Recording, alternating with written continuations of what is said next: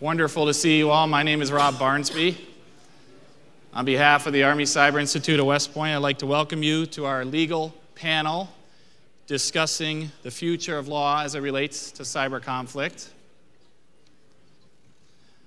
The timing of this panel is excellent in light of the recent release of Tallinn Manual 2.0, the latest version of the landmark publication examining the application of existing rules and principles of law to cyber operations during both peacetime and in armed conflict. Ambassador Calderon spoke about this morning, the importance of understanding the law as it relates to whatever line of work you're in, because international law applies to cyberspace as well as the other domains. International law applies to cyberspace as well as other domains, and we know that. Now, the challenge has always been that there's a gap. Jus ad bellum, UN Charter, as Ambassador Calderon talked about, governs the law as it applies to going to conflict, and there's plenty of principles, the four main principles governing targeting, jus in bello. But the Tallinn Manual fills that gap in many ways by restating existing principles and rules as they apply to cyber operations. Its importance to practitioners cannot be overstated. Everyone has been talking about this, at least in the legal community, and the release this year of Tallinn Manual 2.0. So we're very excited to have an all-star panel here, which I will introduce in a moment. At the same time, recall Henry Ford's quote. Henry Ford once said, "If I had asked people what they wanted, they would have said faster horses." So I think that type of thinking can also be applied to cyber law. Do we always know what we want? We may think we want more rules, laws, or regulations, but do we in fact? And also, of course, we don't know exactly what's coming. Maybe there's something out there we don't even know about which will change everything. One of the main lines of effort of the Army Cyber Institute is to advance the body of knowledge, and we certainly feel like we're doing that with this group here today. So I'd like to introduce to my immediate left the panel, starting with Professor Mike Schmidt, known to many of you as the general editor of the Tallinn Manual. He's a professor of public international law at Exeter Law School in the UK. He is the Stockton Professor at the Naval War College in Newport, and he's recently been named the Lieber Distinguished Scholar at the Department of Law at West Point. And among his many accomplishments, has recently received the President of Estonia's Order of the Cross of Terra Mariana, 4th class, for his work in promoting cyber defense and special service to the nation, which is basically an award that's only awarded to presidents and ambassadors and senators.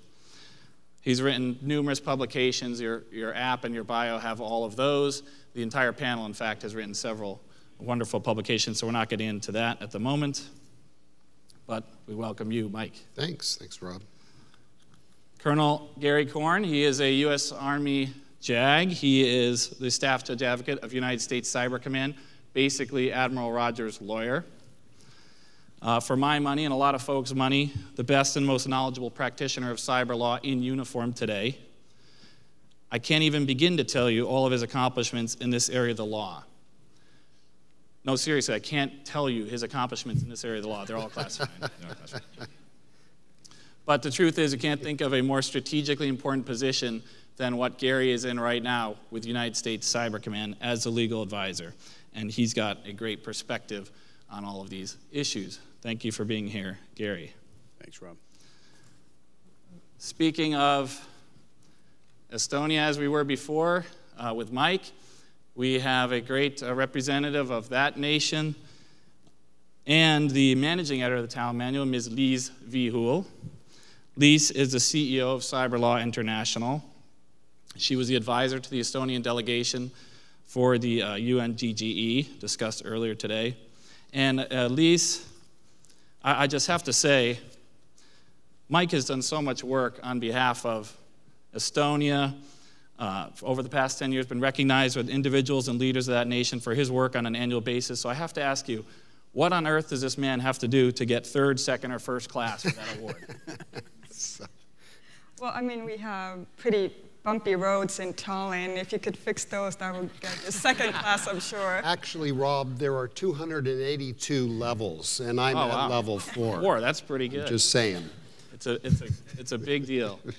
And Lise has done also some great work in the area of international humanitarian law, of course. And we're pleased to have you. Welcome, Lise.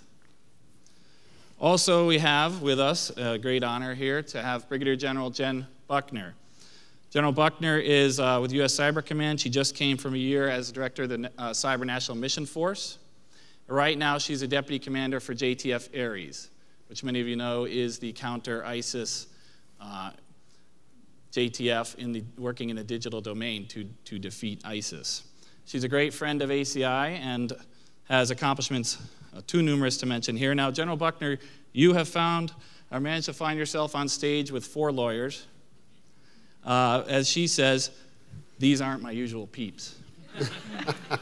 But I think it's good because simply based on that fact, it means the audience already likes her potentially better than the rest of us. I think what she meant was a target-rich environment. Welcome to you, ma'am. We're definitely looking forward to hearing your perspective. Thanks, Rob. So the game plan will be to ask a few structured questions, but quickly open it up to all of you. We want to hear your questions of the panel to have this wonderful group here today. I'm certainly not going to talk very much. I want you to hear from them, and I want you to be able to ask questions as they come up. But I'll be able to start the conversation. Of course, we have our disclaimer, which is that their comments don't necessarily reflect the Army Cyber Institute at West Point's position, but often in case they do, and in this case, are certainly 4 highly respected individuals in their field. So I encourage you to take the opportunity to ask them questions as we go along. So we'll start with Professor Schmidt. Get us started. Basically, for those who don't know, the Tallinn Manual, many in this room do know, but it was basically a compilation, as I said, of rules and principles of international law applying to cyber operations and cyber warfare. First published in 2013, above the use of force threshold, often viewed as a great compilation of rules on armed conflict. And then in 2017, this year, below the use of force threshold, peacetime operations are addressed in the updated version of the manual.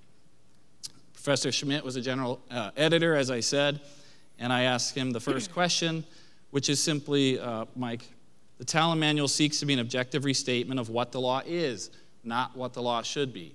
Lex lata as opposed to lex ferenda.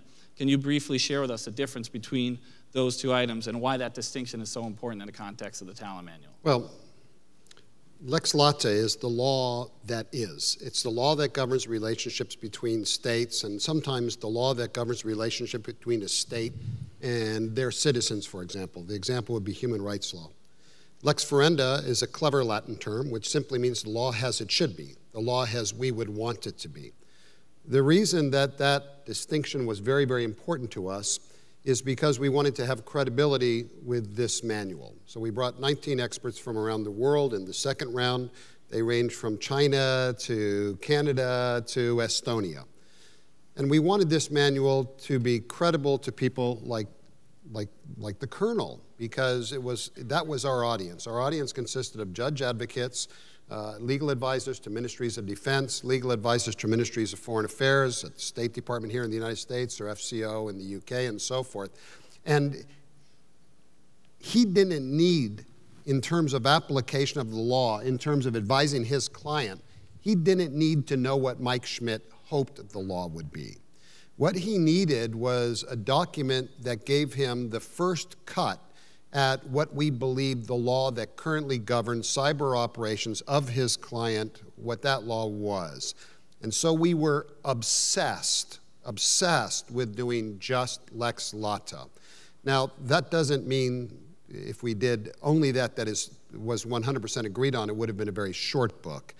There are times where we interpreted law, the 154 rules, where we came to different conclusions. But even where we came to different conclusions, for example, what is the meaning of sovereignty? We all agreed that sovereignty could be violated, could be breached, but we disagreed on when it was breached. Even when we disagreed, we made everyone swear on a stack of Bibles in front of 10 bishops that that was their view as to what the law was.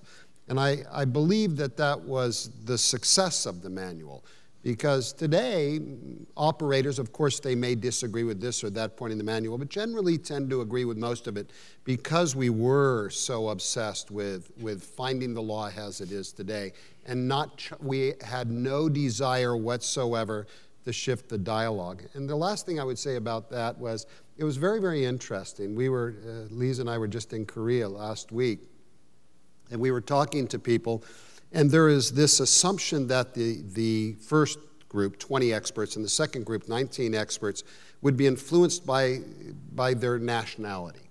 So we had someone from the United States, myself, Lise, Estonia. We had a Chinese fellow. We couldn't find a Russian who would participate, but we found a Belarusian, and if you're a kid from South Texas, that's probably just as good. So at any rate, we were stunned at the extent early on to which the lawyers in the group really did work hard to do law and not policy. And so there were times where the American lawyers disagreed with the U.S. position on cyber. For example, I disagree with the U.S. government's position, I'm speaking in my personal capacity here, disagree with the U.S. government's position on issues surrounding the use of force and self-defense.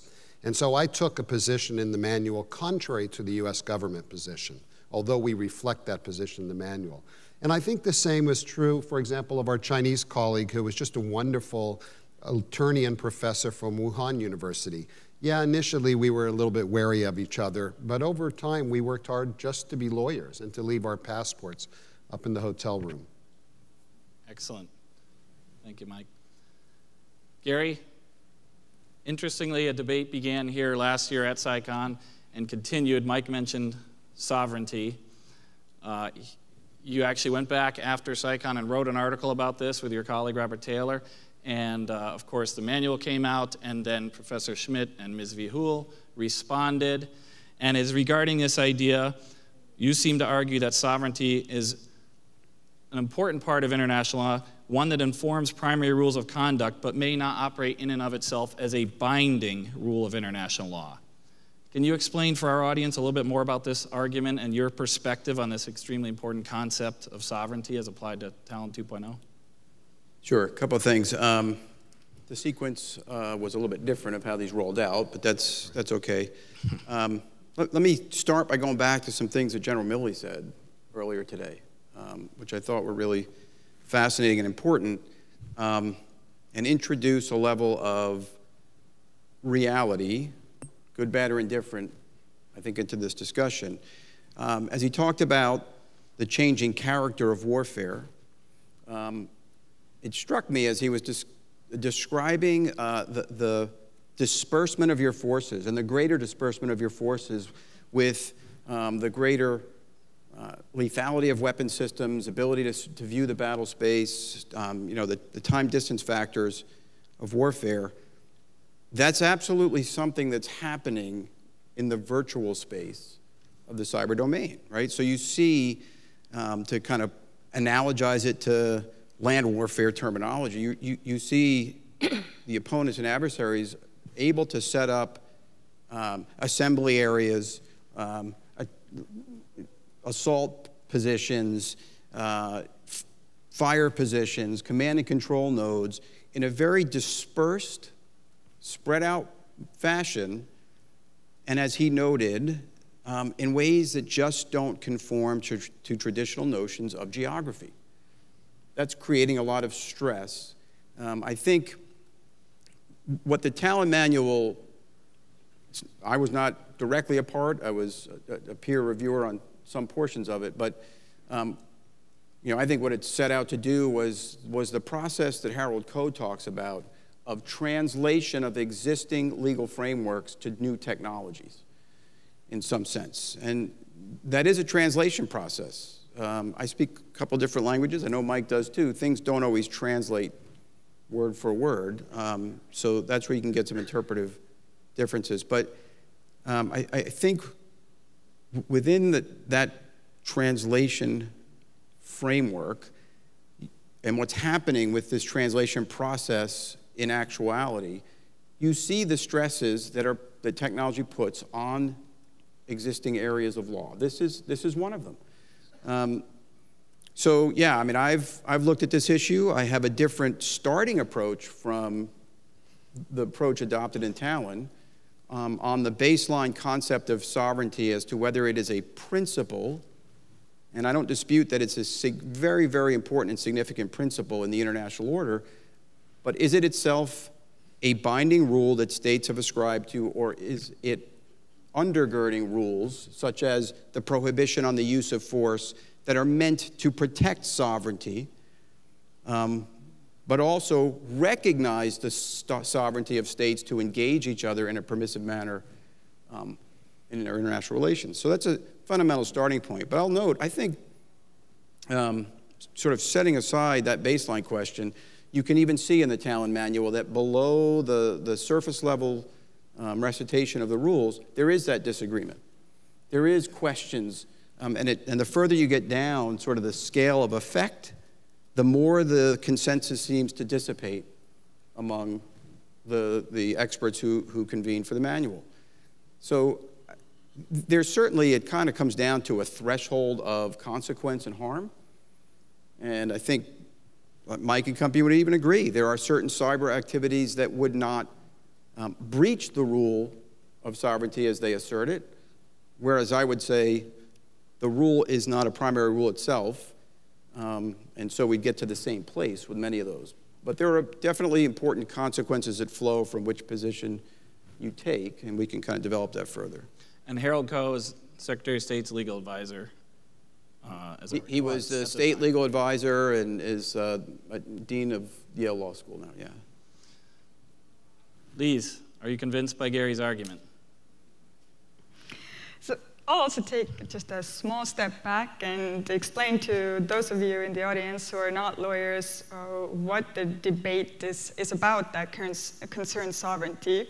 So as the Colonel mentioned, he appears to take the view that sovereignty is an underlying principle of international law, but as an underlying principle, it does not prohibit certain cyber operations by a state against another state. So in other words, sovereignty exists as a principle, but it can't be violated such that it constitutes a breach of international law, which would then bring about all of the consequences that usually flow from violations of international law. For instance, certain responses, primarily countermeasures that would be available.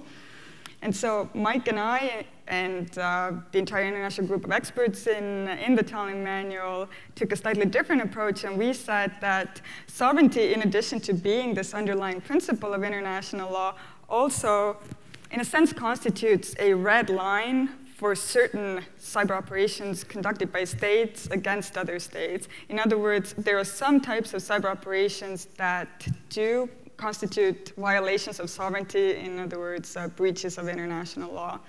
And there's one example that I usually like to give, and that is the Sony hack that was discussed earlier today. So if indeed that was carried out by a state, then my view is that that was a violation of the United States sovereignty because it infringed on the United States territorial integrity, which is an aspect of sovereignty, in such a way that that it constitutes a breach of international law. So this is where our debate lies. And after last year's panel, we went offline. We both, Mike and I and Gary and his colleague, wrote articles articulating in more depth as to the legal basis of our respective views. So if you ask me, well, am I now convinced otherwise? In fairness, not really. I think that as a matter of international law, Mike and I stand on quite solid ground. We cite numerous cases from the International Court of Justice where the International Court of Justice ruled that there were violations of international law because they constituted violations of territorial integrity. And so I remain unconvinced, but I do understand where the policy aspect of the debate comes from, and I'm sure we'll be talking more about that. Thank you, Lise. And General Buckner, I must ask you, as you listen to these lawyers talk about the sovereignty and the Tallinn Manual, which this is an example of, or this is the manual actually, 154 rules over 600 pages, and I would have to ask you, ma'am, is that helpful to you as a commander to have this much guidance, rules, or do you prefer more flexibility, or are you somewhere in between? I feel like Mike has let me off the hook somewhat, because as we were preparing for this, and talking about his intended audience, he said, this is absolutely not intended for you. It is intended for those who advise you. So I was a little relieved at that, because carrying around the book, perhaps that is not where our strength is, but to Gary's great credit, my direct legal advisor, his whole team and those who advise us indirectly, they all have their tabbed copies and they have read it from cover to cover and know it well. And so I think that becomes really the demarcation line in terms of our operational planning and execution, and then that's where we start to hand it off with those who do advocate on our behalf legally in the policy realm. So it provides a framework with which to really assess, understand, and even approve our operations. So I find it very helpful, not directly, but indirectly, because it gets us to a common framework and does support actual decisions on our behalf legally in the policy realm and then ultimately operationally. I would like to think that we challenge that on a daily basis, and as we can appreciate from this morning's discussions on the type of talent that we have within our force. I think sometimes the worst thing that we could do is hand them a rule book and say, here's exactly what you should do and how you should do it. And in fact, really lifting those restrictions and causing them or encouraging them to think creatively about who our adversary is, what the operational context is within, that we're working within, and work on and the technical means by which we can accomplish things. That's where our space is. But then probably at about my level is where we start to have the more the debates, if you will, and debates on sovereignty are things that happen daily, weekly, and I know I'm in trouble when Gary walks into my office and, have you considered this? So not directly impactful on a daily basis, but definitely indirectly helpful in terms of explaining our operations to those who have a vested interest in their effects or a direct hand in their approval.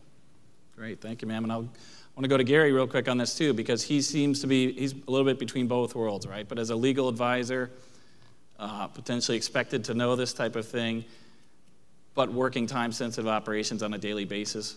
Same question to you, Gary. Does this help? So I'm on record in multiple venues, written and otherwise, of like heaping great praise on the manual and the authors. I'm privileged to know a number of them, and they're all phenomenal attorneys. It is a extremely helpful compilation of the substantive legal framework that you would look to map over to cyber operations. The sovereignty question, there are other points that certainly when you get below the surface of identifying what international law says generally and applying it to cyber, where there can be differences. And that's in part because we see every day how dynamic this space is, how every time you think you have your hands and handle around, around an issue, these very brilliant people will come in and say, we want to do X with X. And it causes you to have to step back and rethink. But you have an anchor in the legal framework that we all sort of start from. It's also very helpful part of the responsibility at the strategic level is these aren't easily answered questions. They're not clear. This is all very new stuff. State views and opinions are evolving. They're not clear at this point. And so the line between law and policy is extremely blurred. And in terms of advising on what the risks are in adopting a particular position or conducting a particular operation, it's certainly helpful to see this as a sense of what people are thinking out there, right?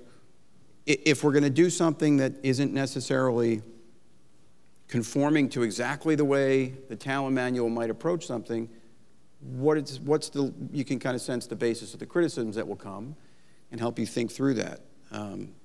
So it's very, very helpful. You know, I would say we weren't concerned about the criticism, Rob, during the process, because all of the experts in both the Tallinn Manual 1 and Tallinn Manual 2, what we wanted to do was energize the discussion.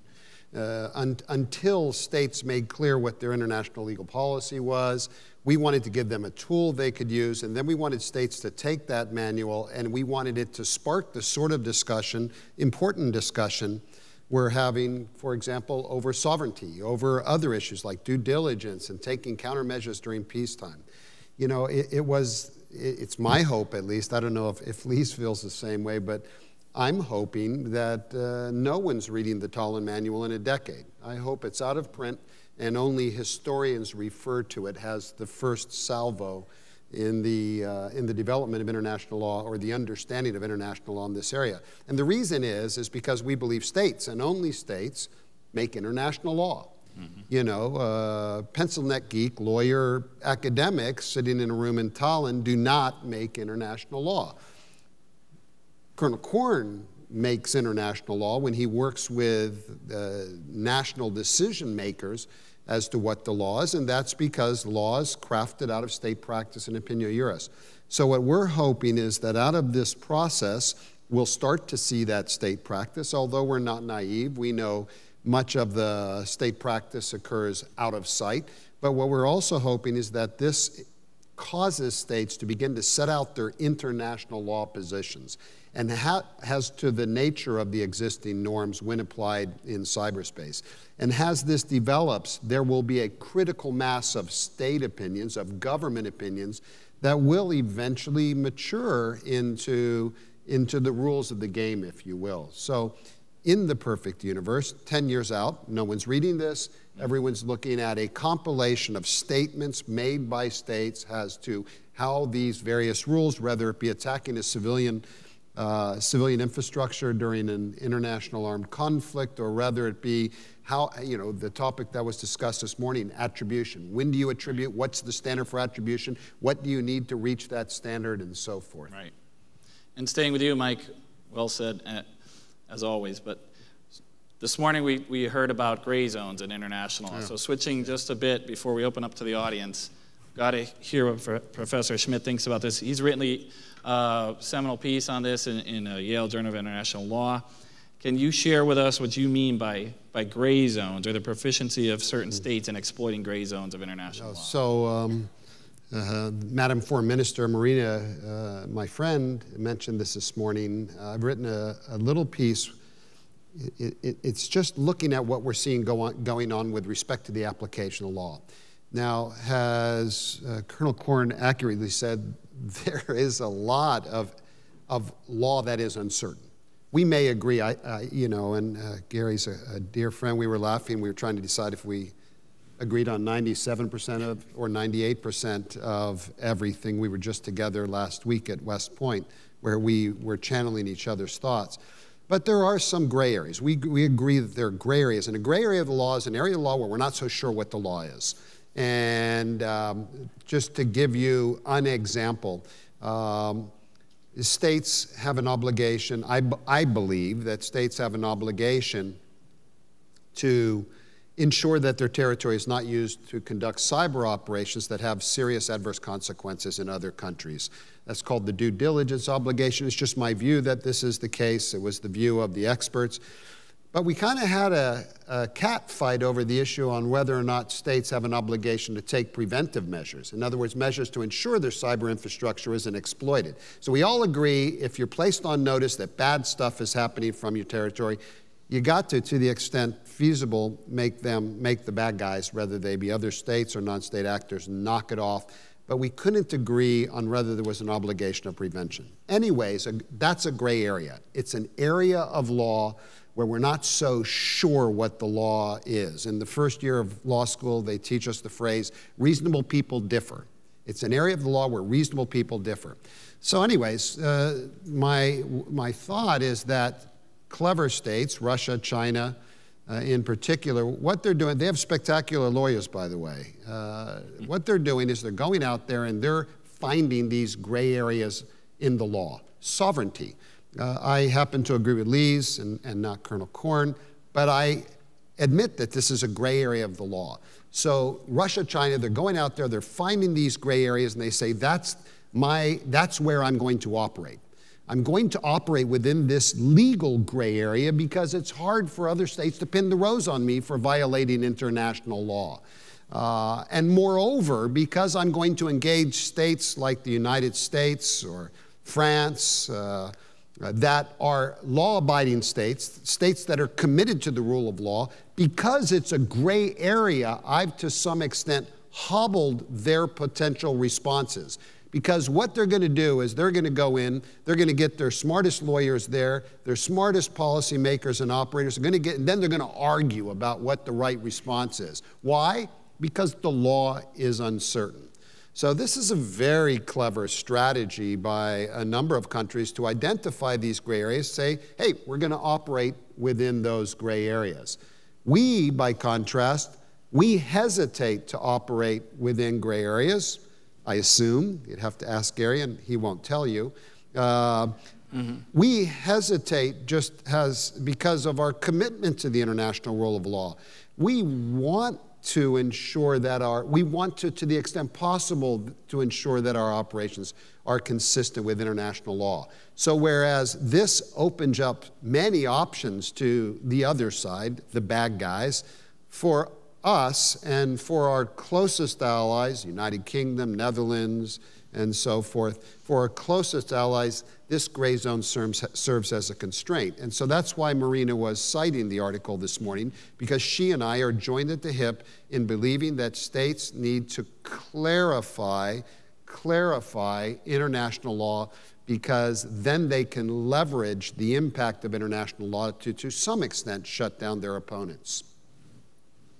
General Buckner, do you see this in your work on a daily basis as an issue, or again, is it something that's great for the lawyers to talk about, but from a leader's perspective, you're not too worried about? I enjoy this as an intellectual exercise and the spirited debate, and where we often talk in theoretical examples and analogies, we have operational examples that really do perhaps pull the string in a concrete way. But I would emphasize that, as Congressman Rogers alluded to, and meanwhile, we have adversaries who are engaging us, and we are responsible to operational commanders. And so, that compels some people from our operational perspective to take a stand on where we are at that moment in time. And so I find the compelling nature of being responsible to operational commanders, and take a legal stand, take a policy stand, so that we can move the debate forward with actual operations. So I'd like to think that we contribute to it in a way, in some cases precedent in setting. And meanwhile, the debate continues, but so do operations. And so that also, I think, informs the debate in perhaps 3.0. Gary. Yeah, no, it's really important, right, to recognize the operational reality of this. And the gray zone concept is really something that strategists have been developing for years, and it's kind of come to the fore in the last several years again. It's descriptive. It's often talked about in terms of gray zone conflict or challenges, but it's really descriptive of the environment. And it's much broader than legal ambiguity, although that's certainly a critical piece of it. It's states that are aggressively pursuing their objectives, principally revisionist states, trying to change the status quo to their favor in a way that pushes as far as they can up to establish red lines, right?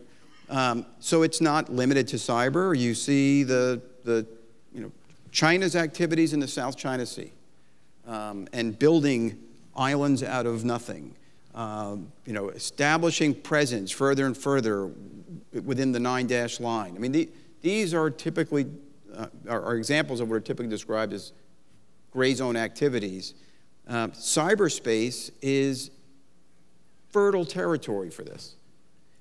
And it isn't just the legal ambiguity, it's the attribution problems, it's states legally, whatever their legal position, states haven't come around to say, how are we going to handle this? And so you can push, and you can push. Personal opinion, but one of the realities in this space, I believe, is, and I'll quote former head of the National Security Division at DOJ, John Carlin. He was speaking at Duke last year, I think. Anyway, he said, we can't firewall our way out of this problem. You cannot firewall your way out of this problem. There are states out there that see this as a very lucrative, asymmetric, oftentimes cheaper than having to maintain conventional forces, but as a means of holding you at risk, advancing their interests aggressively. Sony is a classic example. They will do that. Naming and shaming only has so much value in countering this stuff. And so you've got to be able to operate.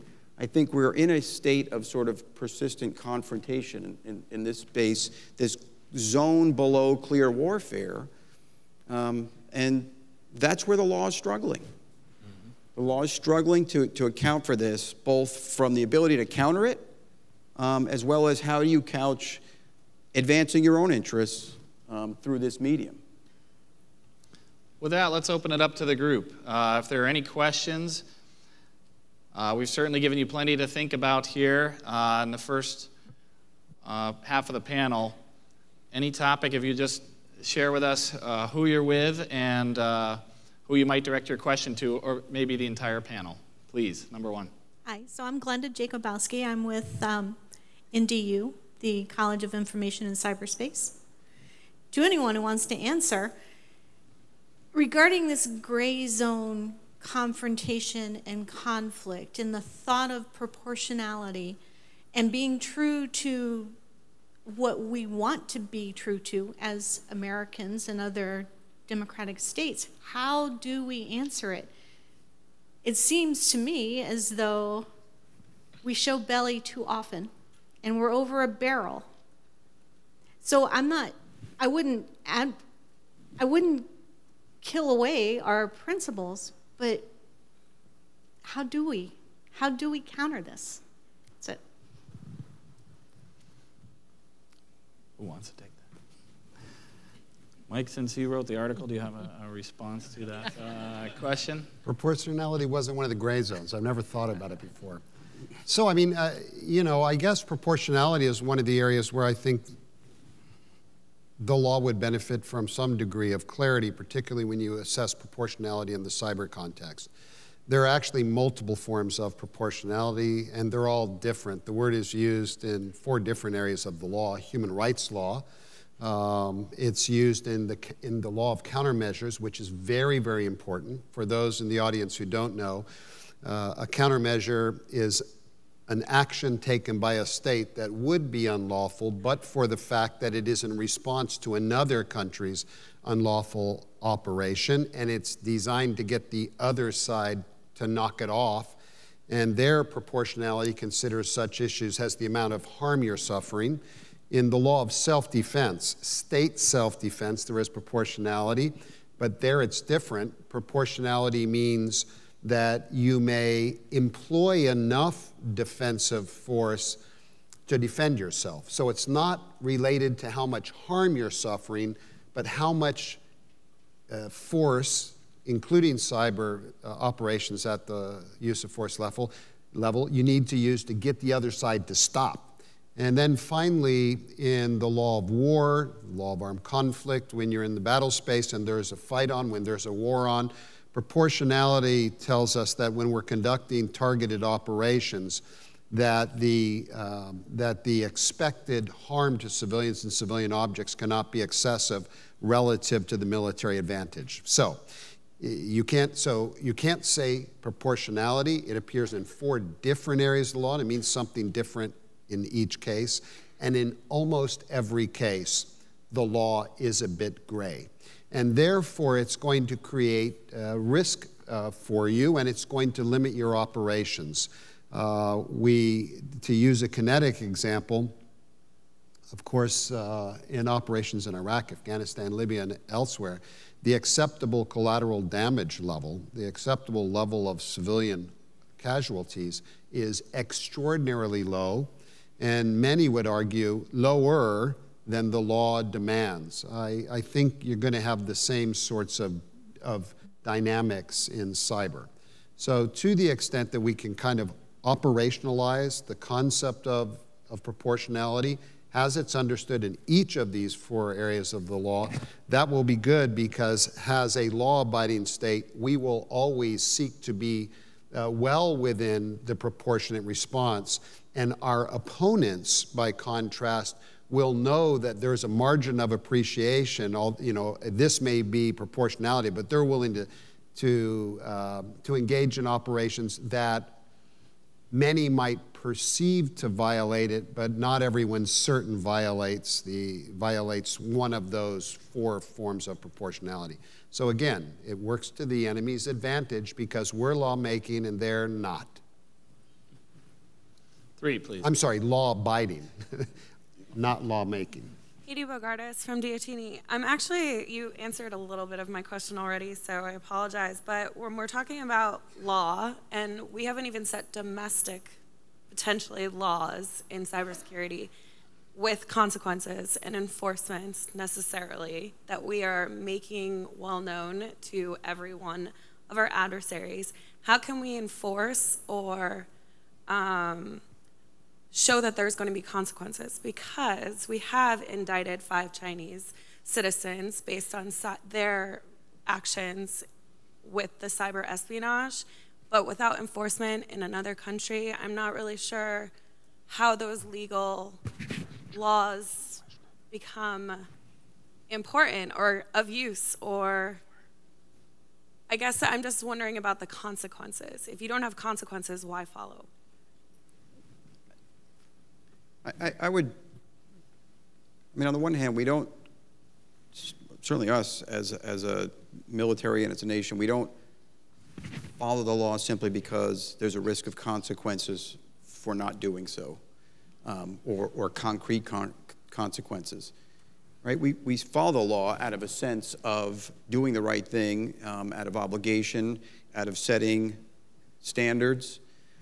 There's a whole host of reasons, and there's absolutely, I've seen it throughout my career, great officers like General Buckner to my left and others, General Milley, who I advised when he was on the Joint Staff. I mean, this matters. This isn't just, oh, here comes the lawyer.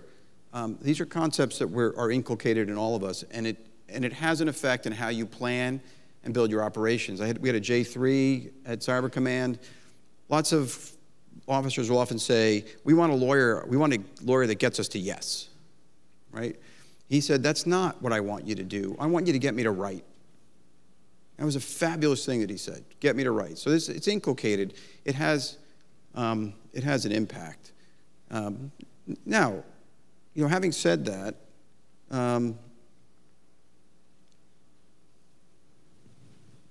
there are potential consequences depending on how you frame the issues, what's happening, what others are doing. Kind of interesting, and on the last question, if you think about proportionality in this sense, sometimes at least to me, there's some counterintuitive thinking that goes on. As you move up the scale from retortions, right, which are lawful actions that states can engage in against each other, even if they're unfriendly or prejudicial to the other state, to countermeasures, which Mike described, to uses of force and military force, proportionality applies at each stage, but it expands at each stage. And so I know Mike has raised concerns, not to round it back to the sovereignty question and beat that horse, but understandable and legitimate concerns that if you raise the bar of what is not prohibited activity up to the non-intervention or use of force standard, you're opening up the aperture for a host of malicious activity, which can be escalatory. I think it's actually the counter to that. I think if you lower that bar, you're now opening it up to countermeasures. Oh, no. Which is not as confined and constrained as what you could do to counter malicious activity in this space under a retortion framework. This is very similar to some of the arguments in favor of the use of force gap between Article 2.4 and the Armed Attack Standard in Article 51. UN Charter. Please, real quick. With regard to your question, I realize that what you're saying is that, you may indict them, but you can't put them in prison because they're in China, right?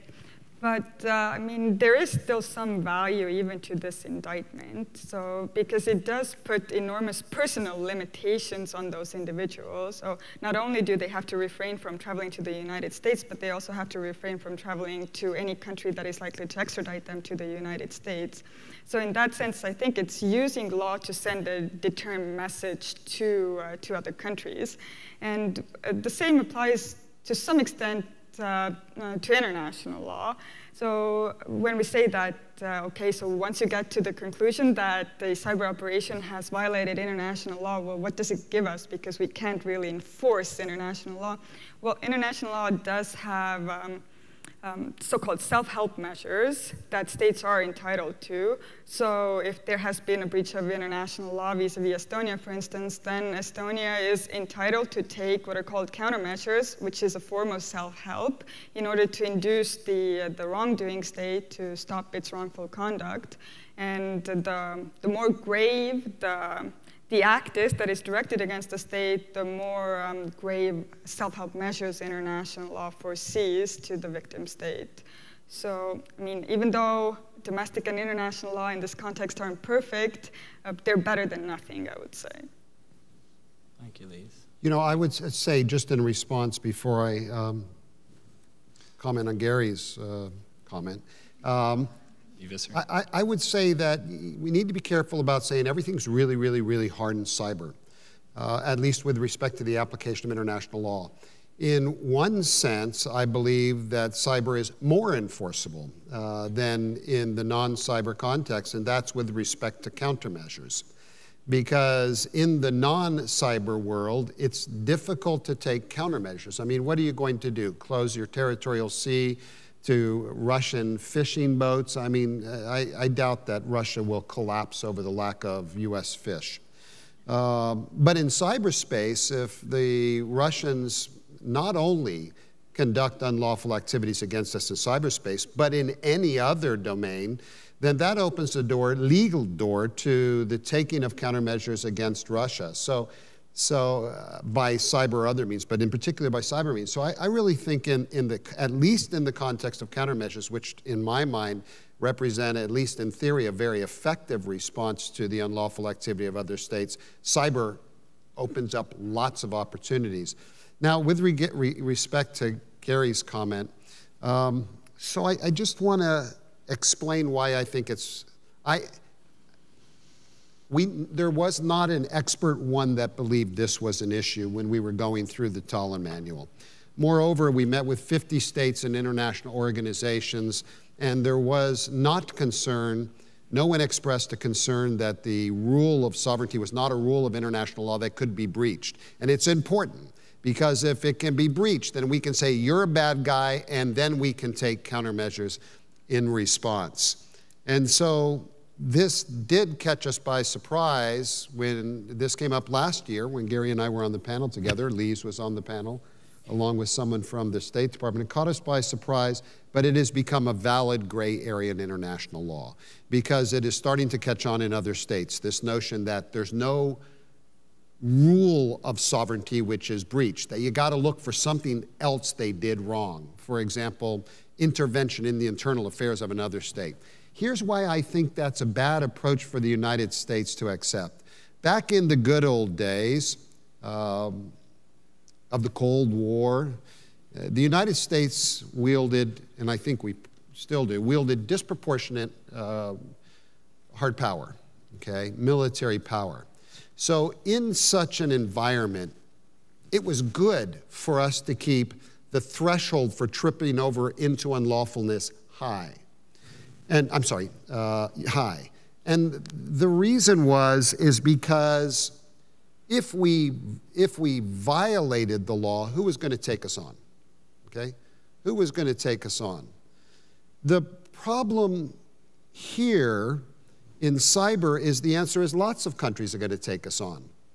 Lots of countries are going to take us on. So if we leave open this space, if we don't render it unlawful, then that leaves lots of space for lots of enabled countries, and sovereignty only applies to countries, leaves lots of space for lots of enabled countries to conduct operations against us.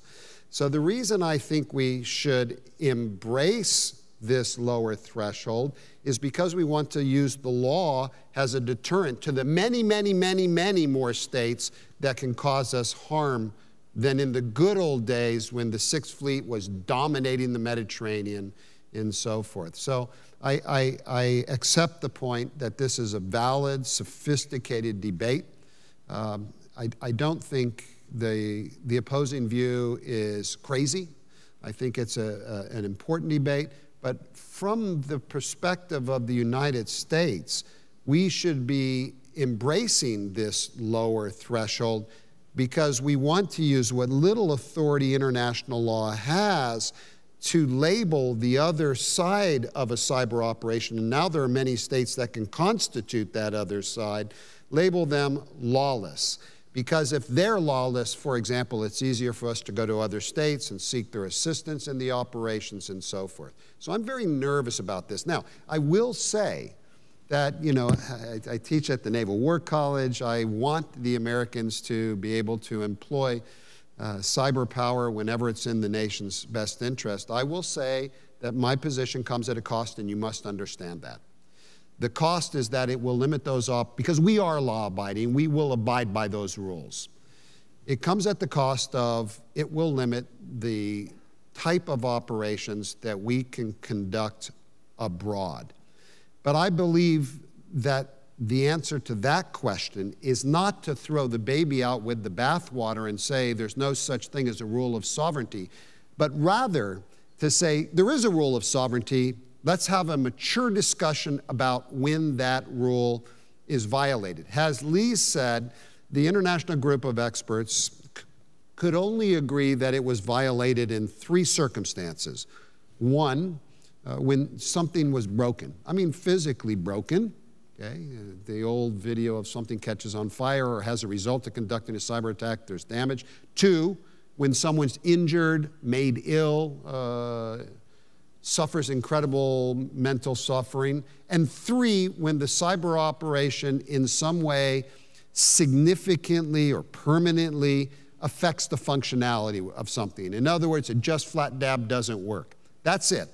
Below that threshold, we were all over the map. And that's the debate we ought to be having. So we shouldn't fear the rule of sovereignty because we can use the rule of sovereignty. The debate we need to be having in the interagency process is, okay, we embrace sovereignty, sovereignty's good, but let's figure out what the rules of the game are. What interpretation is most in our national interest? Thank you, Mike. But panel 2 has been very patient. Gotta go. Quick response, Gary? Yeah, just quickly. I mean, there's no doubt that you know, clarity in international relations, like in business and elsewhere, can be very helpful. But I'd also say that approach, one, that's the policy you suggest should be adopted and so on. That is bleeding very much into the Ferranda world of a policy argument versus what the extant law is. And it is also very much, I'd say, static in the sense of how bilaterally states will engage and doesn't necessarily take into account the fact of the internet itself and how things are operating. And so what you're going to find, leaving aside the non-state actor problem I've sort of raised in the Just Security Post and other places, you now have threat actors, states, as you allude to, who can conduct operations. One, they already are. It's happening. They're doing it now. But why would you force... Let me finish. And they're doing it... Tell them to wait. Take control. I'm in charge. They're doing it not just from their infrastructure in their state, straight direct to, the targeted infrastructure. It is ubiquitously spread out across the internet, implicating the territory of multiple states, and becomes essentially unworkable in a response framework and the ability to counter some of this stuff. So, Okay. But the problems you cite are handled by the principle of due diligence. Because if you have terrorists or just bad guy hacktivists in another state that are conducting operations against you that are causing serious adverse consequences in the United States, then those states have a legal obligation to make them knock it off. And if those states fail to comply with that legal obligation, then you don't have to worry about the sovereignty of that state when you shoot back into them. It's just like going after terrorists with drones. The law here is no different. No, it is different, and we know it's different because it's a different problem set and a different legal basis under the self-defense level.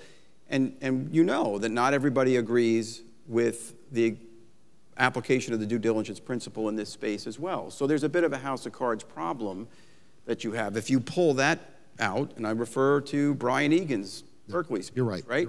So if you pull out due diligence, you are, in a sense, remediless against a large portion of the threat vectors out there. So, it's all got to come together, I would agree. And there's the pressure. It's the pressure on adopting due diligence, which has other baggage with it. It's not a purely good tool from a privacy concern perspective. Do you put more pressure on countermeasures to expand what countermeasures can be used for and taken against? There are a lot of limitations on countermeasures. All of these just demonstrate that they don't align perfectly to this space. And effectively, it's going to take time for states to develop this area in an area where I think sovereignty has always, all these issues have always been a clash between the internal sovereign interests and the external sovereign interests of states, and you come to sort of compromise positions, innocent passage being, I think, a classic example of this. But Please break the tie for us. I'm not sure I'm going to break the tie here, but so just giving you how it might seem to an outsider. I mean, if there is no rule of sovereignty, and if the red lines are at the breach of non-intervention principle and the use of force prohibition, then everything basically that doesn't have a physically injurious or destructive effect, or that doesn't coerce into the internal affairs of a state, which an example of which would be hacking into election systems and changing the return of the vote, then all of that would be perceived as permissible under international law. And I understand that domestically here, at least, this debate has arisen in the counter-terrorist operations context. And so let's say that we've got some ISIS cyber infrastructure in Estonia. The impression that I get from this debate is that it would be permissible for the United States to hack into ISIS cyber infrastructure in Estonia and cause, let's say, functional damage, significant functional damage to the cyber infrastructure without needing the consent of Estonia for that operation. And I think that well, I'm not a representative of Estonia. I just, do law. But I think that Estonia, or for that matter, any other country, might find it problematic that another state is operating on cyber infrastructure in its territory to that significant extent. Excellent. So we'll keep that. We'll all go write our articles, and then we'll talk about it more next year. But excellent debate. Number 2 has been very patient. Please. Tell us how you really feel about sovereignty. I'm just kidding. My question's not about sovereignty. I'm Major Will Toronto with the Air Force. My question is about state practice. This is for any and all of you. To your understanding, has any state officially accused another state of violating international law using cyber means such that would trigger mechanisms in international law to respond? And does the absence, or possibly presence, if I'm just not aware, of such, how does the absence of that affect the development of customary international law in this space? Please. So, it's funny, but I can't seem to think of any single case right now. But I'm wondering if your argument is solidly grounded in law in the first place. Sorry about that, but I'm thinking that if you're looking for state practice and opinion juris to say that a norm of international law has been breached, I mean, you don't need to look for state practice and opinion juris to say that something has been breached. I mean, that doesn't determine whether sovereignty or the prohibition of intervention have been violated in the first place. We need state practice and opinion juris to conclude that a norm exists, like the prohibition of the use of force or the obligation to respect sovereignty. And so we can say that, yes, those rules exist, but then for them to have been breached, I mean, that's a separate question. It's a question of fact then. You don't need subsequent state practice and opinion juris to conclude that they have been breached. But you do need it to rise to the level of a principle of customary national law, which in this space can be viewed as tantamount to law. It's a fair question. You got to be careful not to draw too much from inaction at times. For example, states have engaged in activities against other states that perhaps could have given rise to consider use of force and given the rise to the right of self-defense, but the affected state chooses to respond in lesser means, right? That doesn't necessarily mean that that state had the opinion that they weren't subject to a use of force. However, in this area, which is so new, and with the number and level of malicious activity that's constantly happening, I think it does bear some thought as to, we've not yet seen, it doesn't take much for a state to do exactly what Mike is suggesting and name and shame based on violations. So I would say it does have some bearing, cautiously, but some bearing on the question of whether states really view these lines as this clear. And if they did, they would be asserting these violations, I think, more actively. Number 3. Ross Rutter, U.S. Air Force. Actually, the good major I had my question, so I'm going to generalize mine instead. Do you think that the attribution problem is one of the biggest obstacles to the norming process of international law? To the what? Norming process. Normative process? Norming. What process? Norming? Norming. Or norming.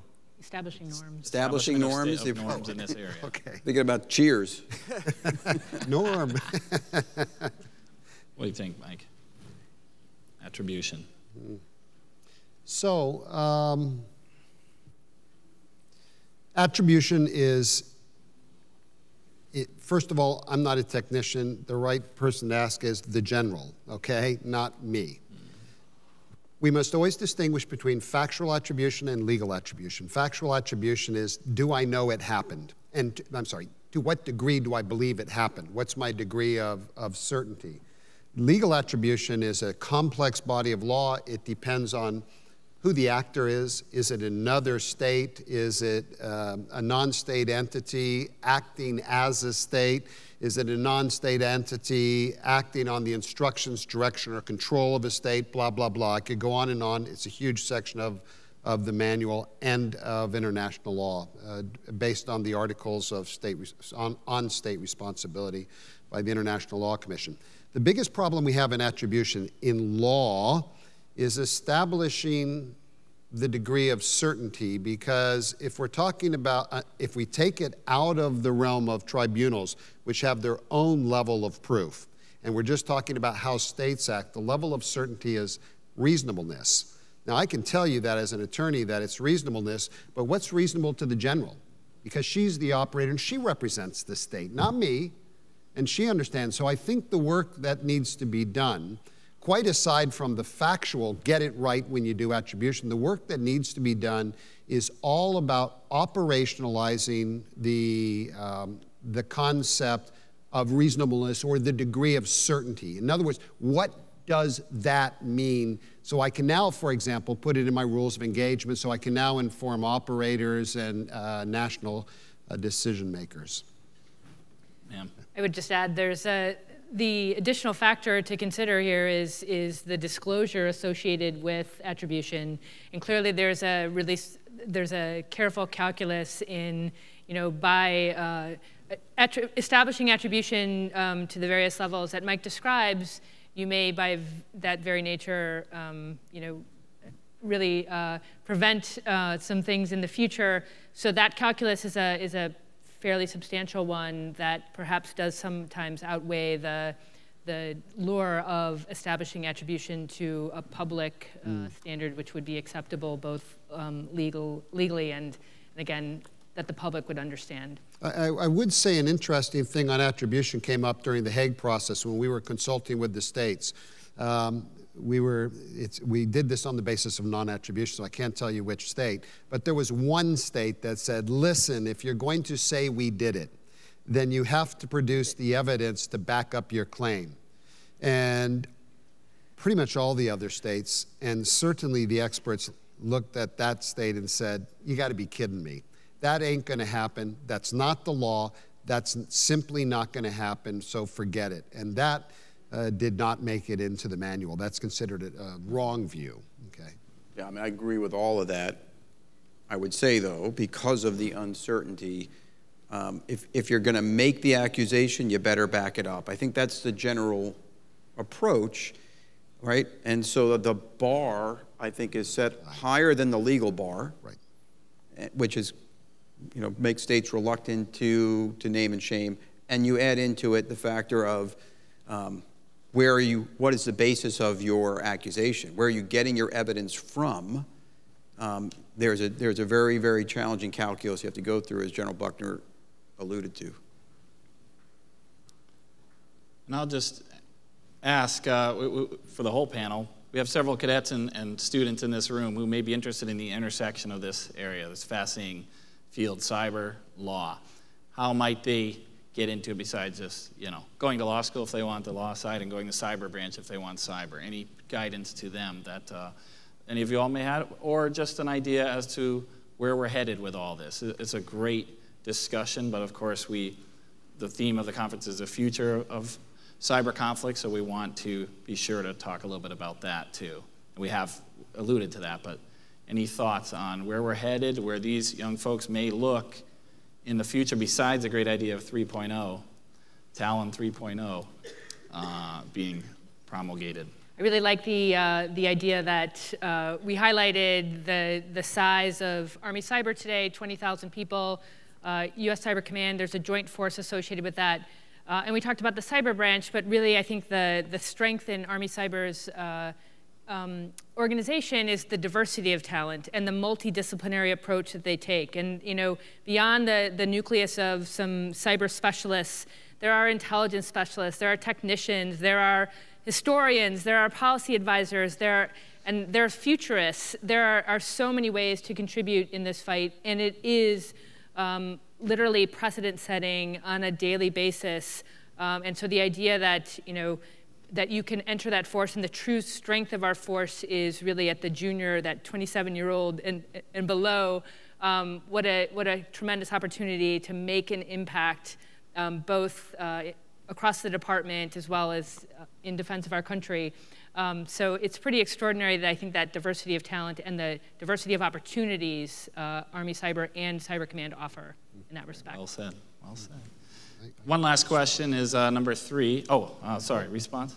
Oh, no. Okay. Well, I mean, so I guess as a retired Air Force officer, and in retaliation for the Soup's comment about Air Force Army football this morning, I might suggest to all of the West Point grads, when you graduate, go Air Force. I think that's your real future. You can see how good room. Mike's advice is. 3, please. We've got about 2 minutes left. Love to hear your question. I appreciate the honor of the last question. My name is Donna Artuzzi. I'm with the Chaired-Off Group.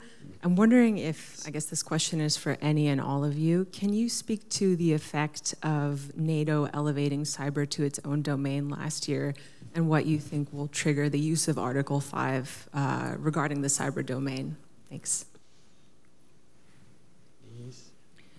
With regard to Article 5, that's, I mean, although NATO hasn't really clarified where the threshold lies, it has just only said that certain cyber operations may trigger Article 5. I'm quite confident that the threshold will remain very high, which is that NATO will be looking for significant injury, death, damage, or destruction, or if we're talking about like cyber-only or non-kinetic effects, something very, very serious happening to a state, somehow forcing the state really down to its knees. So by acknowledging that Article 5 applies, I don't think NATO has in any way lowered the armed attack threshold, and it will still be looking for very serious damage for collective defense. We're just about out of time. I do want to just say that we can talk on the margins of this wonderful topic, but the bottom line is that the manual represents a great step forward in this area of the law. It's a fantastic development, and as Mike said, it's codifying.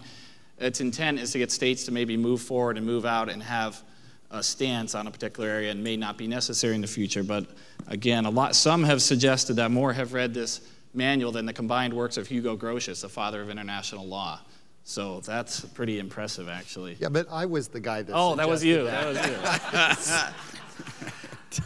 But all practitioners know that this is it's on a lot of leader lists for reading, and it's certainly a great guide to have handy for all of you in the particular area. We're going to hang out. We have Senator Rounds coming, so we're going to have to clear the stage, but we're going to hang out if anyone has any questions. Want to thank our wonderful panelists for a great job today. Fascinating debate. Thank you all very, very much. And we're going to give them some gifts, so we'll take a break now. Thank you.